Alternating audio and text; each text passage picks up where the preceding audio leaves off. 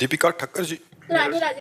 महाराज जी आपका एकांतिक वार्तालाप सुनती हूँ और मुझे मेरे मन में काफी प्रश्नों का हल भी मिला है। महाराज जी मेरा प्रश्न ये है कि मुझे छोटी छोटी बातों पर बड़ा गुस्सा आता है। जैसे मंदिर, गुरुद्वारे आदि तीर्थ स्थानों पर जाती हूँ, वहां अगर दर्शन करते समय किसी का धक्का लग जाए या कोई मेरे से आगे निकल कर दर्शन कर ले तो मेरे मन में गुस्सा आ जाता है।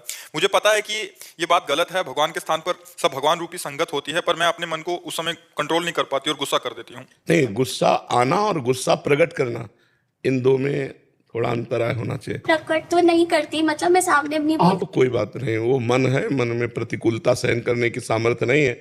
अगर नाम जप किया जाए तो प्रतिकूलता सहने की सामर्थ्य आ जाएगी। नाम जपत आई सब सोई, देव सुबुद्धि कृपा करि मोहि, पोइ सुगुन माला रचों।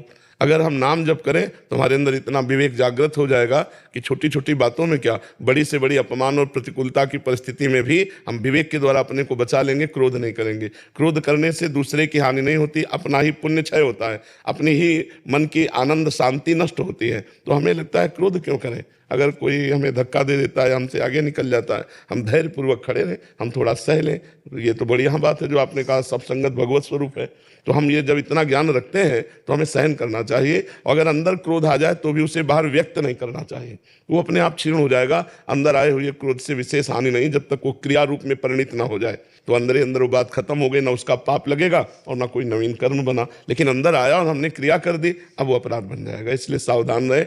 अगर क्रोध को विवेक के द्वारा शांत कर पाए तो बहुत अच्छा है, न शांत कर पाए तो क्रिया रूप में ना आने दें, उसे अंदर ही अंदर वो अपने आप थोड़ी देर रहेगा, फिर शांत हो जाएगा। और जिस समय क्रोध आए उस समय नाम जप जरूर करना चाहिए, क्योंकि क्रोध को अग्नि कहा गया है और नाम जप बड़ा शीतल जल की तरह उसे शांत कर देगा। काम क्रोधादि अग्नियां हैं, यदि भगवान नाम लिया जाए, प्रियाजू का नाम लिया जाए, श्री जी के चरणों का चिंतन किया जाए तो निश्चित शांति प्राप्त हो जाएगी। श्री जी के चरण बड़े शीतल है।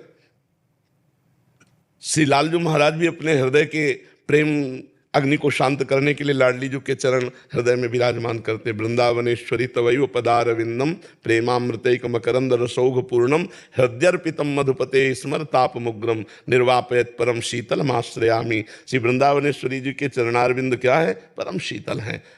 तो हम लाडली जी के गोरे चरणारविंद का चिंतन करें, राधा राधा राधा ऐसा नाम लेने लगे, क्रोध अपने आप शांत हो जाएगा। और सब में भगवान को देखने की चेष्टा करें, सब में प्रभु विराजमान है, तो हमें बहुत सुख मिलने लगेगा, हम अध्यात्म में बलवान हो जाएंगे। महाराज जी ऐसी भी स्थिति होती है कि गुस्सा ही ना आए? हाँ, इतना हृदय शीतल होता है, उसको अगर मार भी दे तो असर नहीं पड़ेगा। वो अपने अंदर में भागवतिक सुख में इतना डूबा है कि बाहर के प्रहार होने पर भी उसको कोई परेशानी नहीं होती।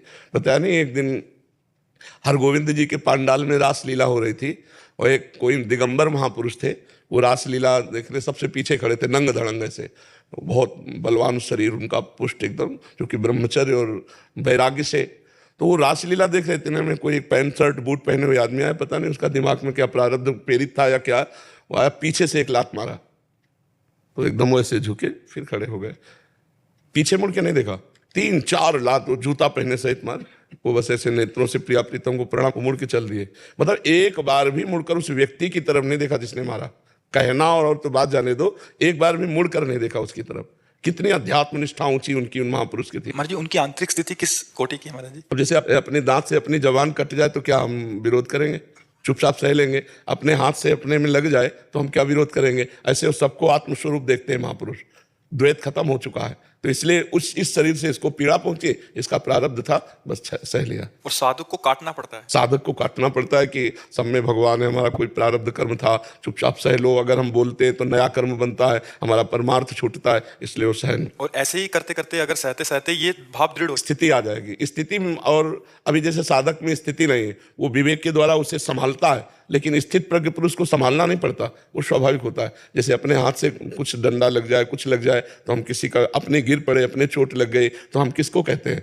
मुस्कुराकर सह जाते हैं। जैसे गिर पड़े आदमी ना, तो बोले लग गया क्या, तो मुस्कुरा कहेगा नहीं, भले चोट लगी हो, क्योंकि किसी का दोष नहीं, हम ही गिरे हैं। तो आत्मस्वरूप महापुरुष इतना विस्तार कर लेते हैं कि पूरी सृष्टि को अपने में और पूरी सृष्टि में अपने आप को, पूरी सृष्टि अपने में और अपने आप को पूरी सृष्टि में, तो भेद नहीं रह जाता। अभेद स्थिति के कारण उनको काम क्रोधादि किंचन मात्र भी कोई दोष हृदय में नहीं प्रकट होता। नहीं स्वात्मा रामम विषय मृग तृष्णाम भ्रमयति। आत्माराम पुरुष कभी विषय मृग तृष्णा में भ्रमित नहीं होता, क्योंकि द्वैत का नाश हो जाता है। तो ये काम का विषय, क्रोध का विषय, लोभ का विषय, इसमें भ्रमित नहीं होते, जिनको शुद्ध बोध हो जाता है, जो स्थिति प्रज्ञ महापुरुष है। कोई यशमान की कोई वो नहीं रहती। हाँ, एक आदमी चंदन लगावे, एक आदमी जूता चलावे, उनकी दोनों के प्रति समान दृष्टि होगी तभी तो महात्मा है। शत्रु मित्र सम जान, सेवक जी महाराज कह रहे, शत्रु मित्र सम जान, मान मान अपमान सम, दुख सुख लाभ न हानि। ये जो कृपा हरिवंश की, दुख सुख में, शत्रु मित्र में, लाभ हानि में, जय पराजय में जिसका समान भाव है वो हरिवंश का कृपा पात्र है, सेवक जी महाराज कह रहे।